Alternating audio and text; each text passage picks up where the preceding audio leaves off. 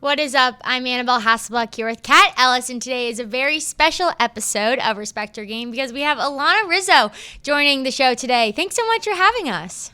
Of course, girls. Nice to be with you. Nice to kind of meet you, I guess. Yes, definitely. No, it's definitely very interesting doing all the remote work, but fun because it allows us to do opportunities like this. But I'd love to talk about tomorrow night because you are doing NESN's all-female broadcast for the Red Sox game. But I do want to throw it back because I know that we'd love to know when you first fell in love with the sport of baseball. Oh, gosh, that's a good question. I actually grew up in Colorado. We didn't have Major League Baseball in Colorado until 1993. We had professional baseball, but not Major League Baseball. So I didn't really grow up as a Major League Baseball fan. I was more of a football fan, big football family. Love the Denver Broncos, love the University of Colorado, all those things. And then we got Major League Baseball in '93, and I was already basically a senior in high school. So I'm dating myself here. But I remember vividly the first game ever played at the Old Mile High. It was, Colorado Rockies' first game in 1993, and I was sitting in my accounting class, and my accounting teacher, Mark Baranek, rolled in the TV, and we were able to watch the first game ever of Major League Baseball in Colorado. So that's kind of where it started. And then, fast forward many, many years later, I went back to school to get a master's in journalism and started covering baseball. And the ability for me to get back to Colorado was because of baseball. I actually had a freelance opportunity with Fox Sports at the time in Denver, and got back, and I was with the Colorado Rockies for 5 seasons from 2007 until the end of 2011. And then it just kind of blew up from there. I went to Major League Baseball Network. I was there for 2 years, and I covered the Los Angeles Dodgers for 7 seasons, and then went back to Major League Baseball Network for 4 years. And now I'm part of the NESN broadcast. So it's been about 2 decades of covering baseball. And it's been amazing. I honestly could not imagine my life without the sport, both on and off the field. 2 whole decades is crazy. And I know this is going to be nearly impossible, but if you think back over that time period, is there one game, one moment, one opportunity for you that really sticks out and you're like, that's going to be one of my favorite days for the rest of my life? I think what I'm most proud of is just the longevity of being in it, for 20 years. It's one thing to get into the game. It's another thing entirely to stay in the game, much like a minor leaguer, right? The whole point of being in the minor leagues is to get to the big leagues and to get to the show. And then it's very hard to stay in the big leagues unless you're a superstar. And, I think there are moments that have certainly stood out. I mean, I've had the opportunity to cover 7 no-hitters in person, 3 for the team I was covering, 4 against the team I was covering, but I've seen them all in person. I mean, I've covered baseball in 3 different countries, obviously, actually 4, if you consider, the United States, Mexico, Canada, and Australia. I've covered MVPs, I've covered Cy Young Award winners. Just the opportunities that this game has given me has been incredible. And it wasn't even a sport I sought out when I was a kid, and it's just been something that has been incredibly influential and impactful in my life, and very grateful for the 20 plus years of covering this sport, and hopefully not done anytime soon. Well, that is an extremely impressive bingo card. I think you could probably check the box on all those things just listening to that. But I'd love to just know a little bit more into maybe your perspective on your career because you do have that longevity. But there's crucial things that probably had to happen for you to be able to have all those new opportunities. Is there a specific moment in your career where you felt like if I didn't do fill in the blank, I wouldn't be here today?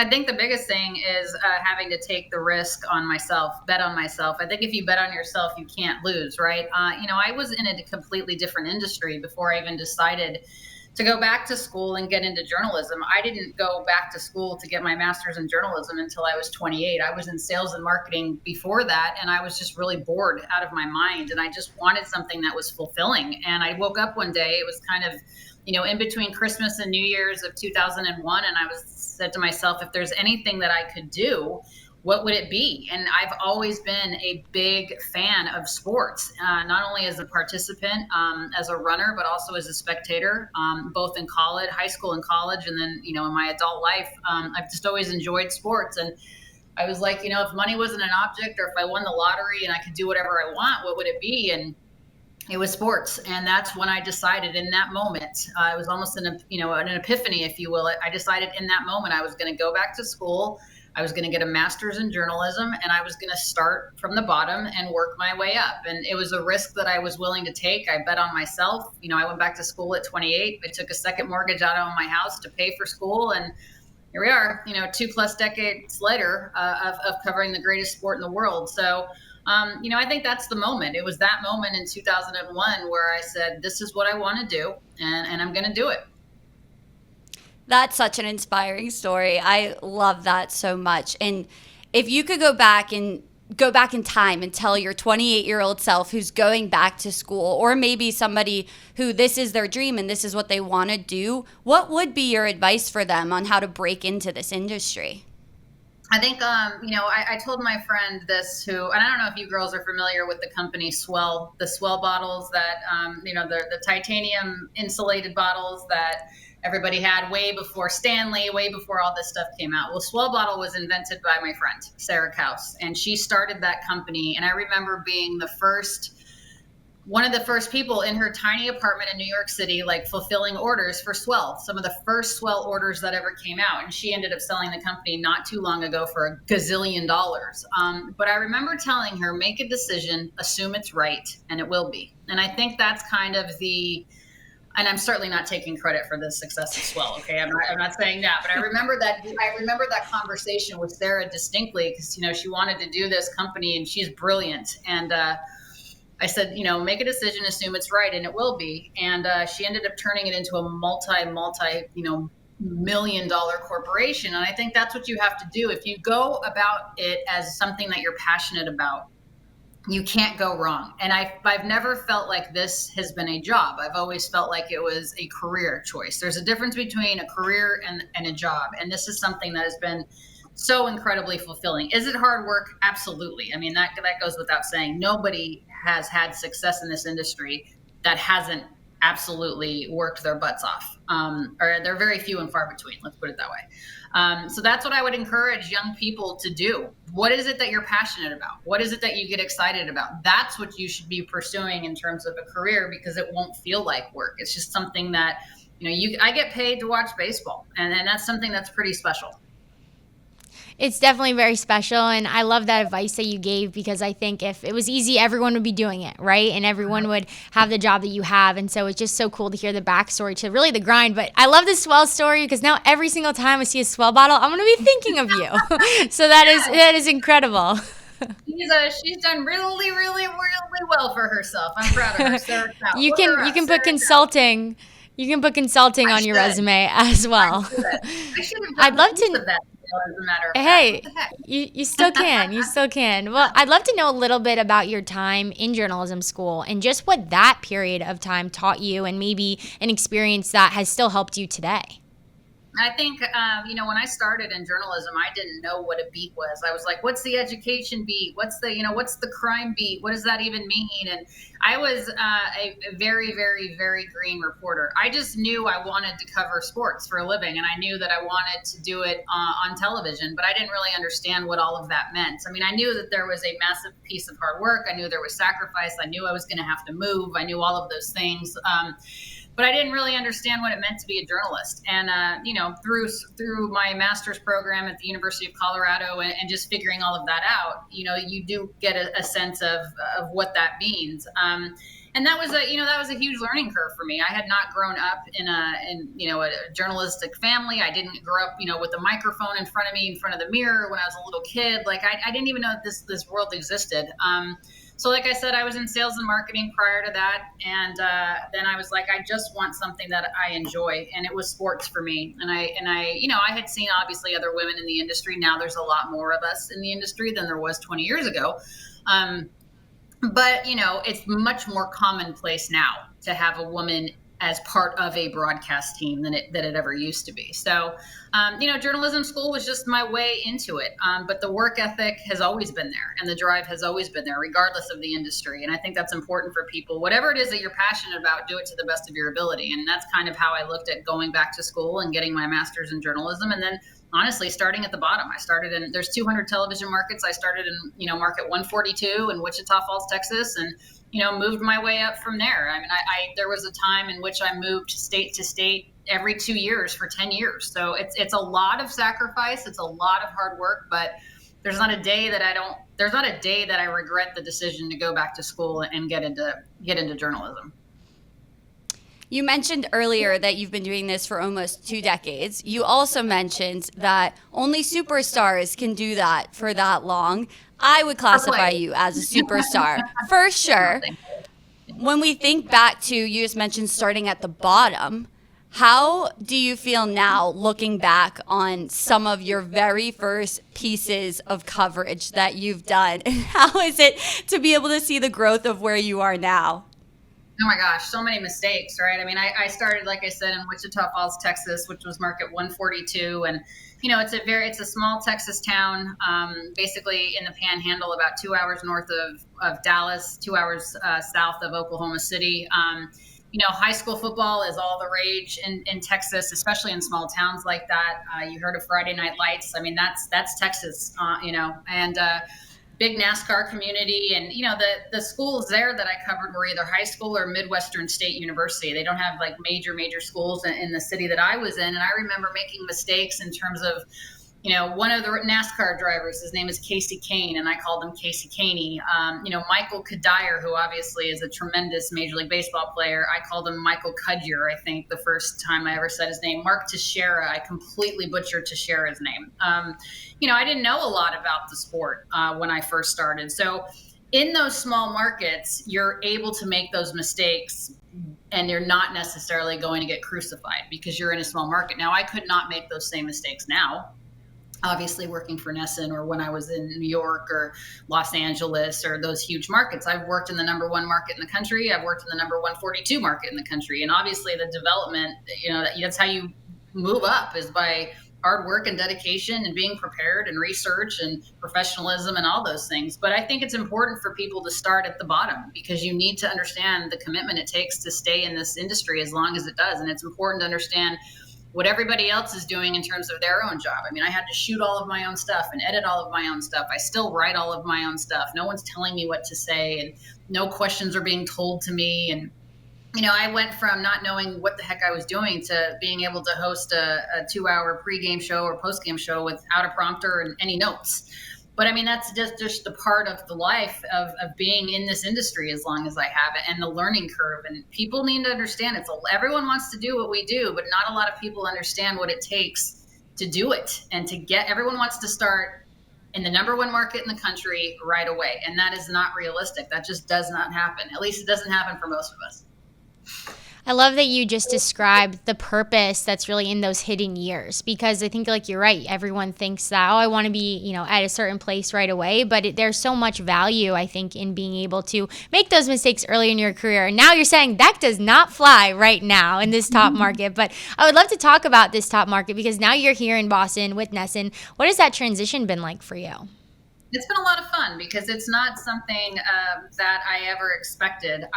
When I was with the Dodgers for 7 seasons, it was every single game for the entire year. I mean, I was covering in between spring training, the regular season, obviously the postseason every year, about 200 games. It's a lot. It's a massive grind. And, after the Dodgers won the World Series in 2020, I had to make a decision as to what I was going to do. My now husband, then fiance, his job changed and he was moving back to the East Coast where he's from. And if I was going to stay in Los Angeles, our time was going to be very limited. And, I could have stayed in LA forever. I loved the job. I certainly loved the weather. I loved living where I lived.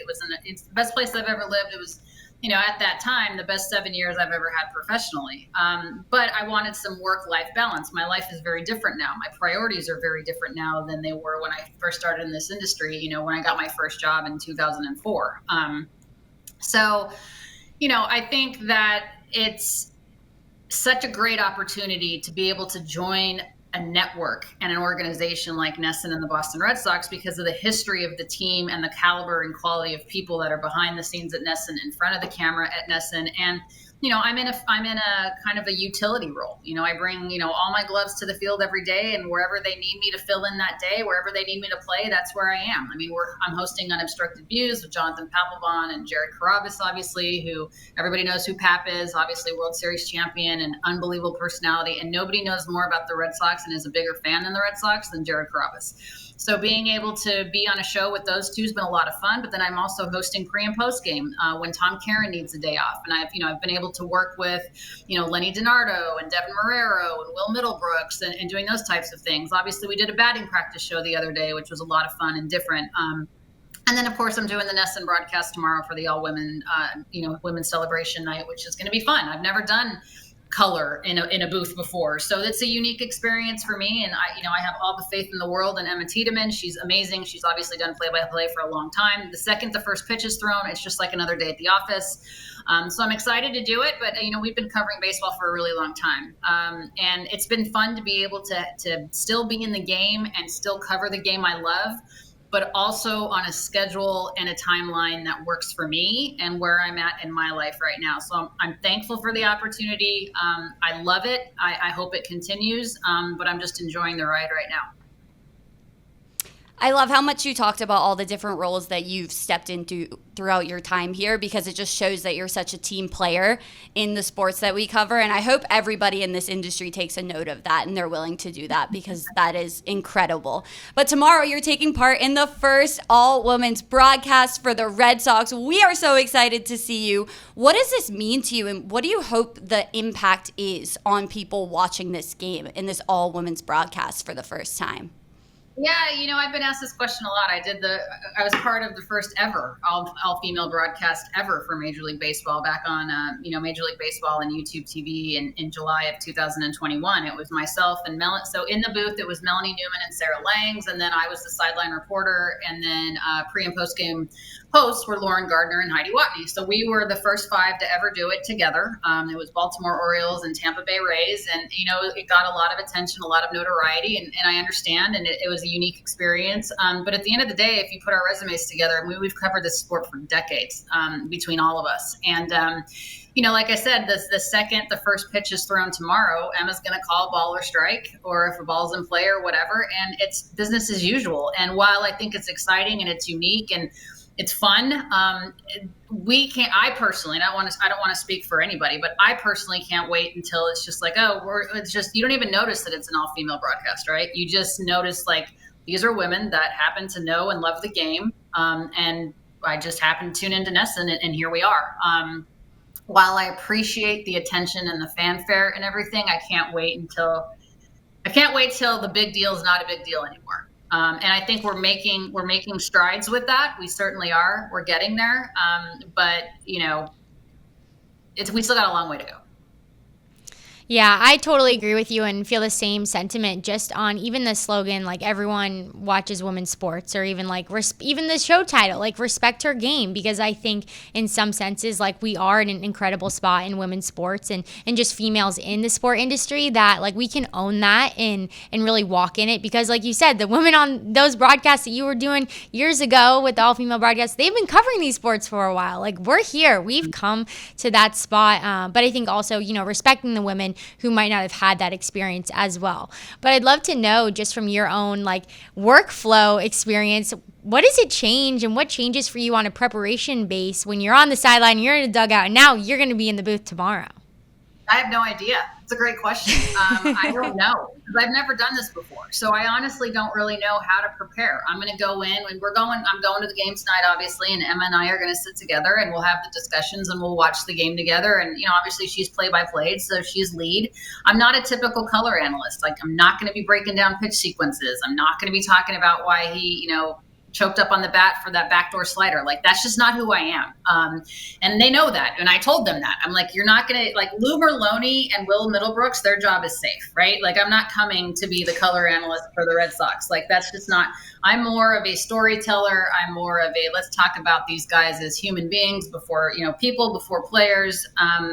I'm more of a direct the traffic type of person. I love hosting pre and post game show. I love teeing up my analysts and talking about the game and interjecting my own personal experiences and what I've covered over the course of 20 plus years or whatever it is in terms of me covering this game. But I have no idea. I don't know how it's going to go, but ask me that question on Wednesday. I'll have a much better idea if I was prepared or not. But I mean, I'll be as prepared as I possibly can. I mean, I think I know the team, and obviously Emma has a great depth of knowledge of the Red Sox as well as their farm system, being the play-by-play announcer for the Sea Dogs. And I'll lean on her. She can lean on me, and we have a great crew behind us. And who knows? I have no idea how this is going to go, but we'll see.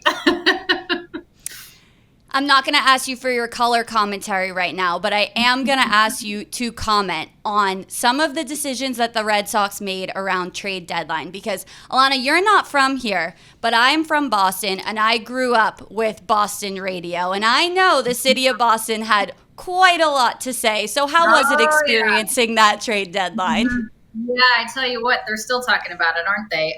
They didn't do much, right? It's funny, though, because they did nothing in terms of big moves at the deadline, and they still swept the Houston Astros right out of the park, right? So if you look at it from that perspective, it's like, I guess they didn't need to do too much. I mean, they are certainly relying on the young core of talent to continue to produce, and they're relying on Alex Bregman to continue to be Alex Bregman. I covered Dustin May a lot when he was a member of the Los Angeles Dodgers. I think he is better served being in the bullpen. However, the Dodgers, had different ideas, and the Red Sox need starting pitching. And I think that's a good compliment. Is Dustin May the second coming of the Messiah? No. Is Dustin May Joe Ryan from the Twins? No. But Joe Ryan didn't go anywhere. He stayed in Minnesota. So while I do believe that the Red Sox were in on Joe Ryan, I don't know how much they were in on Joe Ryan. I mean, I'm not privy to those conversations. But if you're a Red Sox fan, as you guys are, obviously, and no, I'm not from here, but I don't need to be a New England native to know that the fans are pissed. And I don't need to be a New England native to know that this is a fan base that has unbelievably high expectations. I mean, Steven Matz from the Cardinals, okay. Dustin May, okay. But that's not a big splash. I will say this, though.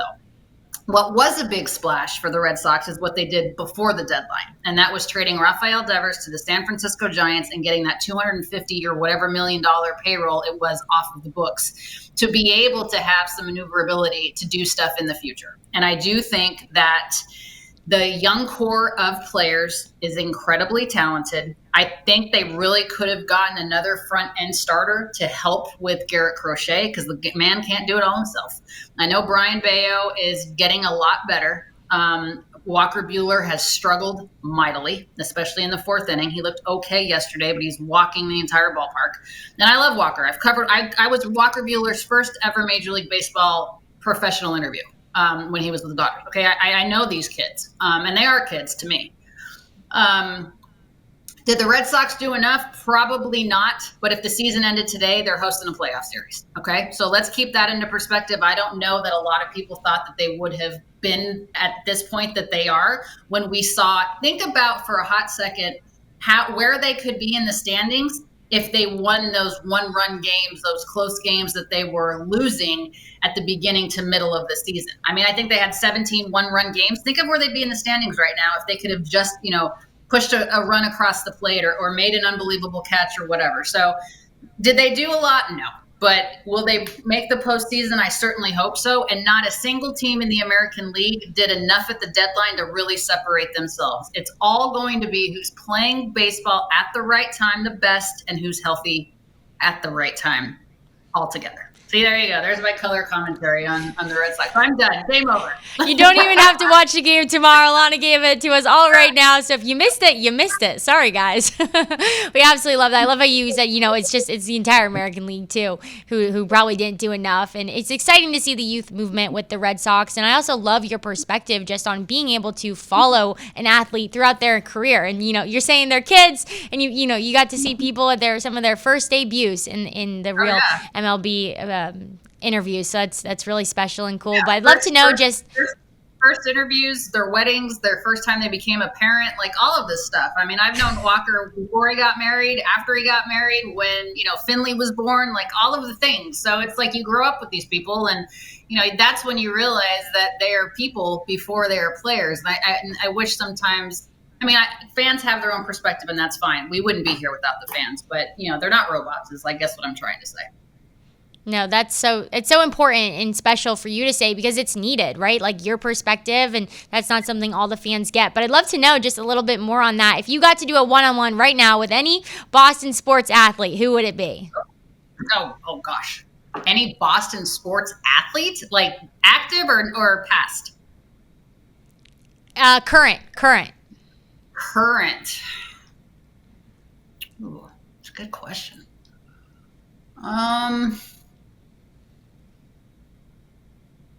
Man, that's a great question. I think if it was past, we could go a lot of directions. Yeah, I don't know. I think if it was past athlete, I have a lot of questions for Tom Brady. Like I've never had a one-on-one with him. I have a lot of questions. Hey, he'll be in town, I think, coming up here, so you could grab him. Yeah, especially as a Broncos fan, I have a lot of questions for Tom Brady after he killed my team for so many years. If I could have an interview with anybody on the planet, not athlete, it would be Morgan Wallen. Okay. What's your one question for Morgan Wallen? Oh, I would, one question, I have many. I don't know. I'm obsessed with him. I'm obsessed with his music. Will we touch on the chairs? No. He's a new man now. He's a new man. He's a new man, good music. He hasn't even been in a bar since that incident at Eric Church's bar. How dare you bring that up again? We've moved on. I love it. Hey, maybe next time we can do a Respecter game all just on country music because that would be so fun. And we can send them our questions directly from the show to the singer right there. But Alanna, thank you so much for joining us today. We're so excited to watch you tomorrow. Just absolutely kill it on the broadcast. And just been such an encouragement for me. I know probably for Kat as well. And so excited to see you. No, you guys, it's a pleasure. Thanks for having me on your show. I'm proud of you. I don't mean to sound condescending, but I'm always very proud of you guys. Looking forward to it. And hopefully I don't stink tomorrow. Let's see how it goes. It's going to be so great. We're so pumped. And when we come back, we'll hear from our very own Kat Ellis on a big announcement that she's got coming up. So stay tuned. We come back from this break. Welcome back to Respect Her Game. Kat Ellis, I'm so excited to have you join me today. That was an awesome interview with Alanna. But we have some exciting news for you that we did not know last time that you were on Respect Her Game. So I will let you say, what is going on tomorrow? Tomorrow's a very exciting day because we have Women's Day at the Red Sox, and I am going to be shooting an Out of His League episode with multiple incredible women from NESN, including Alanna, who we just saw, which I'm super excited for. It's going to be a jam-packed day at Fenway Park, and we're going to get to interview some of the most incredible women here at NESN that make NESN in one really what it is. Definitely. And I think it's so cool because you're in your hometown. Yeah. Like, come on, this is like a Red Sox game. How special is that for you? But can you just describe who you all are covering? Because I know typically you do one female. Yeah. But I heard a little rumor when I walked in the store that it might be more than just one person. It might be more than one. We just couldn't narrow it down because there's so many incredible women here. We were like, we need to get on camera. We need to get behind the scenes. We really need to touch on anybody. So first we have Casey Blossom, VP Brand Marketing and Communications. And she's just really the back end push how NESN makes content and programming decisions for women's sports, because that's something you have to be so intentional about as a network, how you're perceiving these women's sports, how you're putting them on the broadcast, why, which games. So I'm really excited to chat to her about that and also their approach to it. What stories are they trying to tell and why? We also have Courtney Mag, Associate Director of Content Planning and Strategy. This is a little bit similar to that, but different because we have the strategic differences behind the content planning between men's and women's and why we need to make a difference between those, and also the evolution of women's sports storytelling, because in the past, the stories right when women's sports were kind of evolving and getting that TV time, it was always about how they're underrepresented, and now I think we've moved into more of how they're being celebrated now because they've grown so much and the coverage has grown so much. So I'm excited to talk about that journey. We have Amy Kaplan, coordinating producer for the Red Sox for, I think, 14 years. I think we're on year 14, which is good job, Amy. Insanely impressive. I'm so excited to pick her brain. We're going to get in the production truck outside of Fenway Park, get in the nitty gritty. I'm going to try not to trip over any wires in the truck and mess up the broadcast. So if it goes blank for a second, you know it was me. You know what's going on behind the scenes. And she is producing the first ever fully female broadcast duo for a Red Sox game. That includes Alanna Rizzo and Emma Tiedemann. Alanna, we just talked to, incredible. Can't wait to talk to her. Emma, this is what she does. She's done it for minor leagues for so long. She did it last year, and I'm so excited for her to be really heading it this year. And we're also going to talk to other hosts of Respect Her Game, Kasey Hudson. Woo! And I'm so excited to get with her because she's in a new position tomorrow that she's not typically in. So we're just going to follow them around. We have some great activations going on at the game with other companies, and I'm really excited. Sports Girls Club's going to be there having a whole party for the girlies up on the concourse. So it's going to be a ball. That is a boom, legit. I mean, I wish I had a real symbol. That was a stacked lineup you had. I mean, I would love to know. I have so many questions for you. I guess I'll start with just a comment on kind of what Alanna said, and what you touched on is just like the storyline has changed. The narrative has changed. Like maybe how we were celebrating women's sports a year ago, even 5 years ago, is different than how we're celebrating it now. And so I think that's so interesting of like, okay, how do we tell this story and promote the women that get this new opportunity? Even you said like Kasey's in a new role, Alanna's in a new role. She said, I haven't been in the booth in this way doing color before. So that's super interesting. But I'd love to know for you, just now covering so many people in this one day, when are you starting? Like, what's your roll call time? Is it like 5 a.m.? We're getting there at 1, but my prep started weeks ago, and it's going to continue all night. We're going to be chugging some Red Bulls, all the things. But it's super interesting with my show and what we're doing tomorrow. Every single time I go to film, it's super different. You get different experiences. I mean, even when I did an episode with the White Sox and we did Women's Appreciation Night last season, what I got in that episode and what I'm going to get out of the episode tomorrow is going to be completely different. And it doesn't matter that they're both MLB teams. They're both iconic franchises. I did multiple women at both of them. It's going to be so different in terms of the stories that the fans are hearing, because every single female is experiencing this game day in a completely different light. They have a completely different story to tell. They have different motives. They have different roles that they have to fulfill. And also just from behind the camera to on camera, this is the first time I'm covering on-camera people at MLB, so this is going to be so exciting. And it's just really cool to get behind the nitty-gritty of how things are done and show the work of people like Amy, who have been doing this for 14 years. It's like, how do you do it for this long? What does it take? And can you give me a little taste of that recipe? Because I need some of that. Definitely. No, I love that, because if you're not on camera, you don't really see what's going on the other side of the production. And also, even if you are on camera, people might not know what you're doing for that rest of those hours other than 30-second hit, right? So I think it's going to be really cool. I'm super excited to watch it. But you did mention a little recipe, and I know how long those days are. So if you had to scurry over to the concession stand and get a little snack or a drink, what are you getting in your 30 seconds off? Oh, French fries, ketchup. Okay. French fries and ketchup. If I'm lucky, a chicken tender or two. But it's going to be Somebody toss her a chicken tender. Yeah, seriously. If you see me in the fans, like the way that the men walk up and down the stairs with those big things and they're like handing out waters, if someone could buy me like a chicken tender and just huck it over. I have a great catch. You can do the hibachi catch. You'll save my life tomorrow. That's what we're going to be running on fumes tomorrow, but also hopes and dreams. Hey, and I'm very excited. If you do that for her, Kat, you will be in the next Out of His League episode. Yeah, seriously. Hands down. We'll give it to you. Yeah. But no, that's awesome. And something that I remember from our last conversation on Respect Your Game was you said, sometimes I have these crazy big ideas and I don't like to share them because I don't want someone to shoot it down, really, because you have to have that self-belief that and really think outside the box and be bold.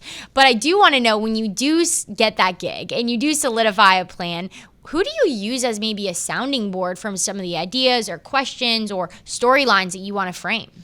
That's such a good question. It's evolved. I used to want to share with everybody the second I got good news. I was like, oh my God, I can't wait to tell everybody. That has changed because everybody loves to have an opinion, I've learned.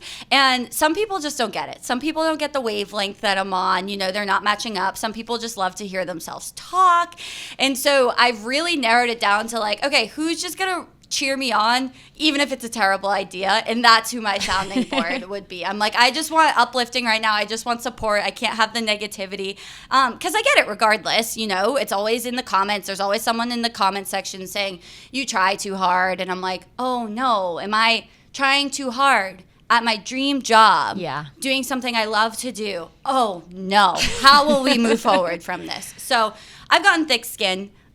Being from Boston, I probably should have had thicker skin just like from birth, but I've gotten it. And now I know to just surround myself with positivity and uplifting people. And especially in this industry, the circle of women that I have that just root for me, will say my names in rooms I'm not in, is incredible. And we're so lucky that there's so many more women in sports now than ever, because I almost have like a team of girls that I'm like, they're my teammates and I know they'll root for my success. And those are the people I keep my news to. And then those are the people that post it and blow it up and comment on it and like it and share it. No silent followers are getting the good news. I love that. And I think it's so important. It's so important for someone like you to say as well, because like coming into sports broadcasting, it's competitive, right? There are less females in positions like this than you would think.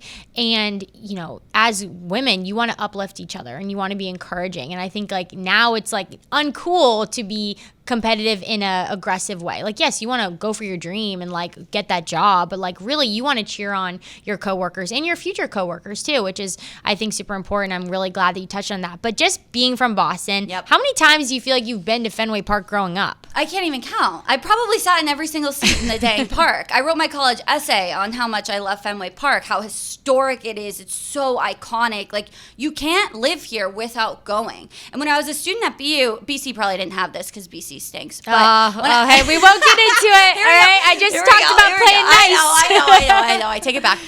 But we had a deal where you could get $6 tickets. So me and my friends were in there every single time, in the stands, in the back. Couldn't really see. No, I'm kidding. We could see great. And every seat there is incredible, and you get a different experience. I just love it so much. I feel like it's one of those places that I get chills every time I step into. It really is. And as a BC student, yes, I went to Red Sox games. I actually probably should have capitalized more on the student nines than I did. But it's so iconic and it's beautiful, and like the best just night ever is going to a Red Sox game in the summer with the sunset. So for the game tomorrow, do you have a shot in your mind that's like, I want this picture, I want this quick video clip or this interview? Like, is there a specific shot you're hoping to get? I'm just really excited to have the access I'm going to have tomorrow to like unlock new parts of Fenway Park as if it's a video game. As a fan, you have the spots. I've unlocked all the fan spots, I can tell you that. But now getting to work the game, I'm going to get into some of those spaces that a fan can't really get into, and I'm so excited. I'm hoping to get on the field. I've never been on the field. The only times I've ever been are like for a concert, but then they have that tile on it. So like I've never touched the dirt. And I'm like, I want to like scoop up some dirt and put it in a jar and bring it home for my dad. We're clipping this with you saying that, and then we're going to have the dirt next to you side by side. The groundskeepers are going to be like, why is there a hole next to home plate, Kat? You're like, this was there. Like, this was not in the plan. Yeah, people go to the Bahamas. They take some sand. I'm just going to take a little bit of Red Sox dirt. Hey, it's all good. But I just love to know one final thought just about this game. Mm-hmm. You've been around pro organizations a lot just in your coverage for Out of His League, you know, even in baseball with the White Sox and the Mets and now the Red Sox. Being around these pro organizations and in really iconic franchises, what has stuck out to you from just getting to be in the presence of that? That the fan bases really run the organizations. They really listen to them and they adapt to what the fans want, and they really cater to them. And it's just like, without the fans, none of these organizations would be here. None of these teams would be here. And everyone who works for the team, plays for the team, just works at the parks is so appreciative of the fans. And Boston fans are the backbone of the Boston Red Sox, and I love them so much. And going to BU, the last time the Red Sox won the World Series was one of the best days of my life. So I can't even imagine the people that actually had something to do with them winning the games. I was just at like the baseball tavern down the street. But the people that actually were working the games, playing in the games, coaching the games, covering the games, I'm so excited to get a taste of that because it's so special, and really none of it would be possible without our crazy fans. Well, I hope we see you on the field. I'm super pumped about this episode to come. I know we'll probably have to wait a little bit to see the full thing, but I know you're going to have a big day, so you're going to need a lot of food, a lot of sleep, and getting ready for that. But so excited to hype you up on that. And when we come back, we'll get into some WNBA podcast mania, because it seems like nowadays everybody's got a mic in their face, which is a good thing. So we'll tell you why after this break. Well, it's WNBA Podcast Mania. That's what we're calling it, because that's exactly what's going on in the W right now. So we'll get to that in a second. But first, we have to start with some big news that directly affects us here in Boston. Over the weekend, a group led by Celtics minority owner has made a deal to buy the Connecticut Sun for $32.5 million and to move the team to Boston by 2027. The deal is currently pending approval from the WNBA. And even though it's not set in stone yet, it looks like it's probably going to be happening. And, we're thinking about all these new teams in Boston. We just got the Legacy. We have the Boston Guard with the WLL. Obviously, we have the PWHL Fleet here. But we want to know what the branding will be and what it's going to look like. And so I've had some thoughts. I don't know if they're going to keep the sun and that logo of the Connecticut Sun and keep that. I feel like it's got to be more Boston targeted. But, Kat, what do you think they're going to do? First of all, when you think of Boston, who would ever say, I think a sun? We get like 1.5 sunny days the entire year. When it's the first summer sun, we didn't have a sunny weekend the first, every single weekend of summer. Nobody thinks the sun. The sun's got to go. I love it. We can have a farewell season, the last season, but we got to move forward. And they're going to be the sister team of the Celtics. I'm thinking Celtics. I'm like, what can we do that's like, we're creating this family relationship. I have a pitch.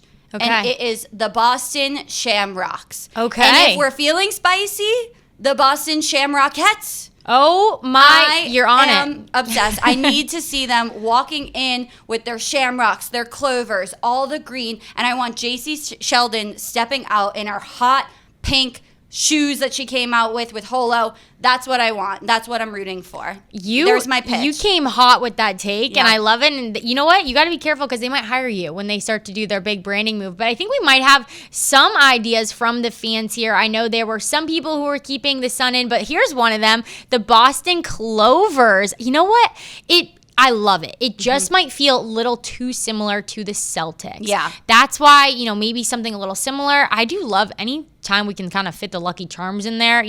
We just saw the Fever do the Stranger Things jerseys. You can get different brand collabs like Lucky Charms. It'd be kind of great. So I don't know. What do you think? Do you think the Clovers is too similar to the other one? I love the Lucky Charms. That suggestion's good. The Clovers is a little bit similar, but I'm also a fan of it, because if the owner's going to be the same, if I don't know where they're going to be playing, say they're playing in a similar stadium, same stadium as the Celtics, I think it's okay if they go hand in hand. They're giving brother and sister energy. My concern with the Charms is we might run into what the Utah Hockey Club ran into, where they wanted to name their team the Yeti. An owner of Yeti Cups said, no way, we're keeping the Yeti. So I'm worried we might do that. But think of the mascot. We already have a mascot if we're doing the Lucky Charms. We have our little leprechaun running around with this pot of gold. He can literally throw out gold to all the fans every single game. Hey, it would work. It would work. But yeah, I think you're right. Like, there needs to be some division between the Celtics and this new team. And also have their own identity, right? Like, that's definitely a thing. But you got to get creative here. But I know someone that's been in the spotlight and definitely has an opinion on Boston getting a team is Sophie Cunningham. So here's what she had to say a few weeks ago on a team coming to Boston. I thought it was a lot of fun, to be honest. There's so much history in this building, and I've gotten some heat from saying stuff about cities, but I like Boston, man. I really like Boston. Y'all need to get a team here, but She is all about it. And yes, she had to back up those comments because she was saying some stuff about Cleveland and some other cities where WNBA expansion's going. And people were like, girl, you're living in Indiana. But I would like to say, for like the 5th time on this show, I lived in Indiana. It's a great place. Made some of my best friends. Learned how to play capture the flag there. Like, obviously, a life necessity. So, obviously, had to back Boston. But let's hear from another WNBA player because Sophie Cunningham is not on the Connecticut Sun. So, imagine if you're on the Connecticut Sun and you're seeing this news break about, oh, maybe I might not be in Connecticut anymore. Maybe I might be down the road in Boston. So here's Marina Mabry on how the Sun are handling this news. Everyone in the front office of the Sun has been very transparent about the process and trying to tell us everything that they possibly can. But at the end of the day, like, this is out of our control and there's so many other decisions to be made higher up and within the WNBA that for us, we kind of just wait until a final decision is made, and we just stay within the process of what we're doing with the season, because at the end of the day, this 2025 season is not going to be any different. So just continuing to be where our feet are and being present, and then also just looking forward to growth within the WNBA as a whole. Yeah, I think that's the best way to think about it is, we got to focus on this 2025 season. And hey, if anything, it's growing the WNBA. That means that people are paying a high price for a team. And hopefully, maybe if you're not still in Connecticut, it elevates you to a really awesome city, the best city in Boston. I love that you're saying that, because that's just all I want to hear. It's just how iconic Boston is. It's title town. All we do is win. And I know when the Suns get here, they're going to continue that over and over and over again. That's what we need. There was a time when Boston was averaging a championship parade every 1.8 years. And the more female sports teams we get into this city, the closer we're going to get back to that stat. That's what we need right here. We could double it, honestly, and just double our chances. We'd have 4 Boston Pro women's sports teams. I mean, that is absolutely wild. And really going from not having that at all, right? You're adding a lacrosse team, you're adding a soccer team, now potentially a WNBA team. It's super exciting, but we do have to get to this podcast mania that we teased earlier. And I'm just a little confused how these athletes have time to record episodes in season. We do this for a living and it's still a lot. So I don't I'm have time for anything else. Just this. No, so I don't know how they're doing this in the midst of their WNBA season. But let's start with one of the brand new podcasts, a girl that we already talked about, Sophie Cunningham, because she's already made headlines with what she's had to say. Her new show called Show Me Something. It's on the Volume Network. And she's doing this podcast with a high school friend, Wes Wilson, who apparently you have a little connection to. This is top secret. We're releasing breaking news. I did have a podcast with Wes Wilson. I think it was 2021. I was going independent as a content creator, knew I wanted to do something new. I was like, I'll bring him on as a host. We had just met at Friends. We had a mutual friend, my roommate, who is from Kansas City. She introduced us. I was like, you're hilarious. We got to get you in front of a microphone. We recorded 2 episodes. They went so viral. They were fabulous. We were great. And then his current employer at the time told him, if you keep doing this, we're going to fire you. You're not doing this anymore. So he did step down. And did he replace me with someone slightly funnier and highly more athletic, also blonde? Yes. Am I a little offended? Yeah. But at least I'm self-aware to know that this podcast is going to do super well. It's already generating a lot of chatter. And you're out of his league, so it's fine. Thank you very much. Thank you. No, I love that. Thank I know you. off cam, you had mentioned to me, you're like, yeah, I actually had a podcast. And I'm like, what? We're just about to talk about this. He's a reality TV star now, on Summer House now, and this was pre that. So I even beat those casting producers for it. I was in there, in the mix beforehand, but he just has that hilarious chitter-chatter banter that I knew it was only a matter of time until he started another podcast. I was waiting for him to call me, but whatever. I'll still support. Hey, maybe you'll have to follow him around for one of your own episodes at some point. But this is going to be a really interesting show because you do have Cunningham, who's in the WNBA world, and then you have Wilson, who's really in this pop culture, other side of entertainment. And so I think not only does that double your audience, it just gives it a new level of entertainment and a vibe to the show. And Sophie Cunningham has already made new headlines with what she's had to say about just being Caitlyn Clark's teammate. So here's what she had to say on playing with Caitlyn Clark. Pisses me off when people are like, she's not the face of the league. Who would be? What? Sabrina? No. No, there's really good, well-known people in our league. I'm not discrediting them. We have a lot of bad in our league. Yeah. Hell yeah to that. I'm all for that. But when people try to argue that she's not the face of our league, or if our league would be where we're at without her, you're dumb as shit. Yeah. You're literally dumb. So that was hilarious. She cracks me up, and just her personality too. To be a podcast host, you do have to have a little bit of that spice to you. And I also love how she's not afraid to defend her teammate. Now it's Caitlyn Clark, right? There's a lot of people who have hot feelings about this, but I think it's so important to be able to come in hot defending your teammate. And also that's what people want to see. That's why I think fans got so heated about those brawls that were going on with the Sun earlier in the season, because they like to see teammates stand up for other teammates. Also, I just want to know how difficult it is to be an athlete and have a podcast or a show where you're voicing your opinion while you're still in the game. Once you're out of it, it is so much easier because there's not going to be any repercussions. She's going to hear about this podcast every single game that she plays in. But in regards to what she said about Caitlyn Clark being the face of the league and acknowledging it, thank God. Thank God, because I'm up to here with the WNBA players who are so anti Caitlyn Clark being the face of the league. They feel like those Subway performers that just keep going and keep performing, and they're trying to get the attention of Steven in sales heading to his job on Wall Street with his AirPods in, and if they keep screaming loud enough, someone will be forced to listen. But we don't believe it. If this was Family Feud and they went out on the street and they asked 100 men and women to name a WNBA player, 100 would say Caitlyn Clark. Hey, she is not wrong, and she's coming in hot with it, especially Steven on the subway. So, wait, when we come back, we have a lot more WNBA podcast mania to get to, so stay tuned when we come back from this break. Well, it's not just Cunningham who has her own podcast, but our very own from Boston, Aaliyah Boston, and her icon growing up, Candace Parker. Their show is called Post Moves, which obviously they're both bigs, but also the little play on words. Candace Parker is now in her post-basketball era, so exciting to hear both their takes and different seasons of their life. But they had a lot to say about the All-Star Game and how competitive it was and all the things with that. So let's hear what they had to say on their show, Post Moves. Well, I think it was one of the best All-Star games I won't say All-Star games because the game, I'm going to be honest with you, Leah, it was awful. But what do you mean? The actual game? Are you kidding me? What you mean? What do I mean? The vibes were high.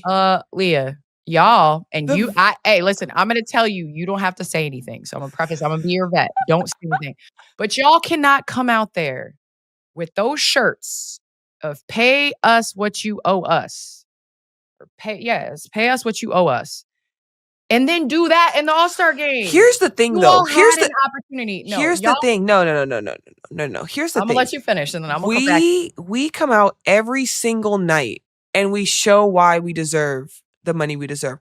An All-Star game where when we have another game in 2 days, I think that is okay to just go out there and hoop and have some fun. Because on Tuesday, we were back at it, and we were playing, and we were showing once again why we deserve to get paid. Like, I don't understand. I don't understand.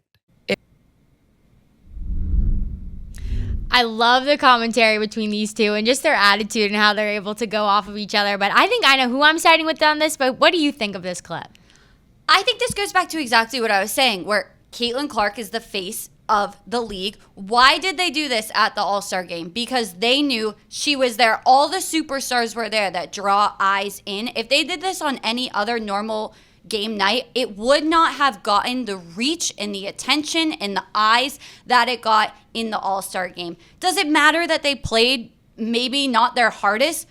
No, absolutely not. But they knew every single media network was going to be there. It's going to be sold out. The fans are going to be talking about it no matter who's here. Let's do it today while we have the most eyes around all of us across all our social media pages and coverage-wise. I'm right there with you. I'm with Boston because, like you said, there's power in it being an all-star game. It matters who's wearing the shirt. Like, it doesn't just matter, like, what the shirt says. Like, it really matters who is wearing the shirt, who is making the statement. And I love what Aaliyah Boston said. Like, we come out every night and work our hardest. Like, we come out every night and put on a show. The All-Star game is not the place to be trying new things or to be expending your body because these women play so many hard seasons. And even in every other sport we see All-Star games, the players aren't, throwing their bodies on the line. No other sport is anybody even trying. Hockey got rid of the All-Star game entirely this past season because they were like, everyone's bored. No one's paying attention because you don't go there for that. You go there for some cool trick shots here and there, but it's to meet the families and to interact with the players and give them a high five while they're in the middle of the play. Totally. Well, we do love the All-Star games, but it's really not for the wins. That's what the rest of the WNBA season is. So thanks so much for tuning in to Respect Your Game. We'll see you next week.